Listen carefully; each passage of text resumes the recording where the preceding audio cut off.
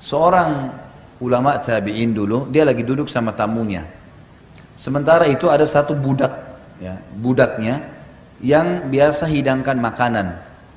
Pada saat tamunya sudah duduk, budak ini lagi bawa marak, ya, kuah, sop atau apa marak ya, yang panas sekali.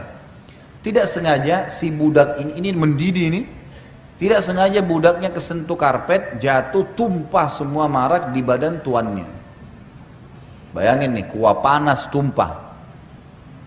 Kalau agama yang menjadi landasan kita, Bapak Ibu sekalian, emosi terkontrol, ya. Semua pemasukan, pengeluaran, tatapan mata, ucapan yang diucapin, tangannya, semuanya itu terkontrol. Bayangin dalam kondisi tumpah sebadan kuah marak yang panas.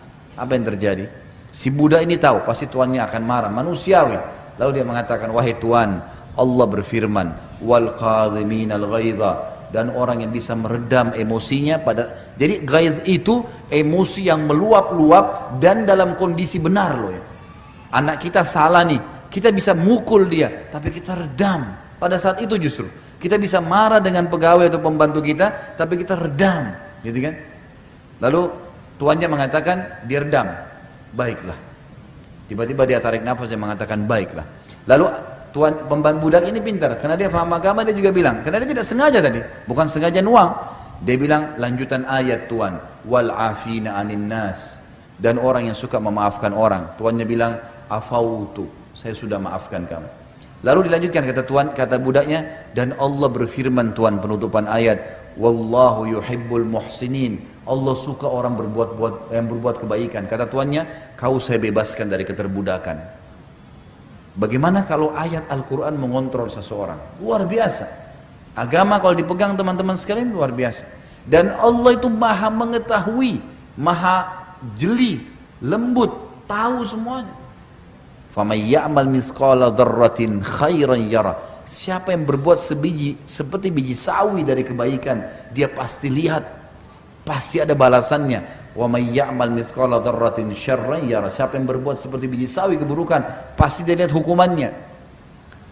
Memaafkan orang, kalau kita maafkan orang lain, sementara dia belum minta maaf sama kita, ada orang fitnah, ada orang ghibah, itu perintah agama. Orang yang awet muda, orang yang selalu lapang dada, Nabi SAW Bapak Ibu sekalian pada saat meninggal hanya 3 lembar rambut putihnya, umurnya 63 tahun. Dikatakan oleh Anas bin Malik, sahabat Nabi, pembantu Nabi, saya bekerja menjadi pembantu di rumah Nabi SAW 10 tahun, dari 9 tahun sampai 19 tahun, tidak pernah satu kali pun saya mendengarkan Nabi SAW berkata kasar kepada istri-istrinya atau pembantunya, nggak pernah. Ingatin, tapi nggak emosional, gitu kan.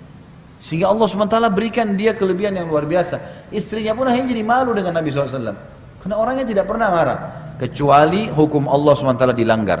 Karena Aisyah berkata radhiyallahu anha dalam riwayat lain, riwayat Bukhari, Rasulullah SAW tidak pernah marah kalau berhubungan dengan haknya, hak pribadinya, duniawi, dimaafin sama dia, kecuali hukum Allah dilanggar. Kalau sudah hukum Allah lain, maka Nabi SAW berubah wajahnya menjadi merah karena dilanggar hukum Allah Subhanahu Wa Taala. Ini tidak boleh.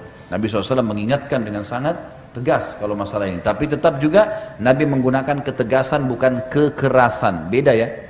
Tegas itu ini boleh, ini nggak boleh. Jangan lakukan, ini lakukan. Keras itu mata melotot, kata-kata kasar, memukul, itu keras. Itu nggak ada dalam Islam.